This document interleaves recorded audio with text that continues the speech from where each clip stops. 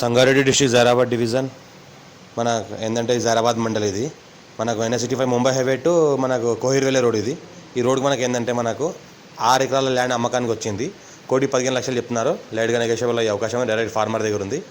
మనకి ఇంకోటి ఏంటంటే మనకు ఇలా 2 బోర్లు ఉంటాయి, ఒక బావి ఉంటుంది ఫుల్ వాటర్ కలిగింది. మనకి ఏంటంటే ఇలా చెరుకు పండిస్తున్నారు ప్రజెంట్ అయితే. 1,15,00,000 ఎకరం అంటున్నారు. లైట్గా నెగోషియబుల్ అయ్యే అవకాశం డైరెక్ట్ ఫార్మర్ దగ్గర ఉంది. Few red soil area, black top road second bit ఉంటుంది, 33 ఫీట్ నక్షపడదారికి ఫస్ట్ బిట్ ఉంటుంది. మనకు డామర్ నుంచి జస్ట్ మనకు ఒక 100 ఫీట్ డిస్టెన్స్ రావాలి. ఈ రకంగా మనకి ఏంటంటే ఫుల్ వాటర్ సోర్స్ కలిగిన మనకు బావి ఉంటుంది. ఈ రకంగా ఫుల్ వాటర్ సోర్స్ కలిగిన బావి ఉంటుంది. ససకాలం మొత్తం ఈ బావి నుంచి వాటర్ సరిపోతుంది. అయినా మళ్ళీ దీని తర్వాత మళ్ళీ ఒక 2 బోర్లు ఉన్నాయి. టైటిల్ మొత్తం క్లియర్గా ఉంది. స్కోర్ బి డైరెక్ట్ ఫార్మర్ దగ్గర ఉంది.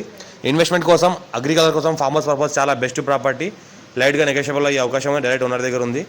NH65 ముంబై హైవేకి జస్ట్ మనకు 1 కిలోమీటర్ డిస్టెన్స్లో ఉంటుంది. ఇన్వెస్ట్మెంట్ కోసం పెట్టాల్సుకుంటే పెట్టవచ్చు, వెంచర్ కూడా చేసుకోవచ్చు. పక్కనే విలేజ్ అనుకుని ఉంటుంది, మున్సిపాలిటీ లిమిట్లో ఉంటుంది మనకి ఇది. Square bit direct farmer, few red soil area. మనకి ఈ రకంగా చెరుకు పంట పండిస్తున్నారు. ఇలా తోట లాంటివి ఏమైనా చేసుకుంటే చేసుకోవచ్చు. డైరెక్ట్ ఓనర్ దగ్గర ఉంది. లైట్గా నెగోషియబుల్ అయ్యే అవకాశం ఉంది.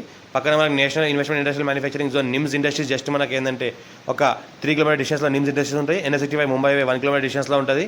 ఇంకోటి ఏంటంటే బిఫోర్ జైరాబాద్ ఉంటుంది మనకు, జైరాబాద్ మండల్. బిఫోర్ జైరాబాద్ మనకు లెఫ్ట్ తిరిగితే కోహిర్వెల్లి రోడ్కి ఈ రకంగా సెకండ్ బిట్ ఉంటుంది. 33 ఫీట్ రోడ్కి ఫస్ట్ బిట్ ఉంటుంది.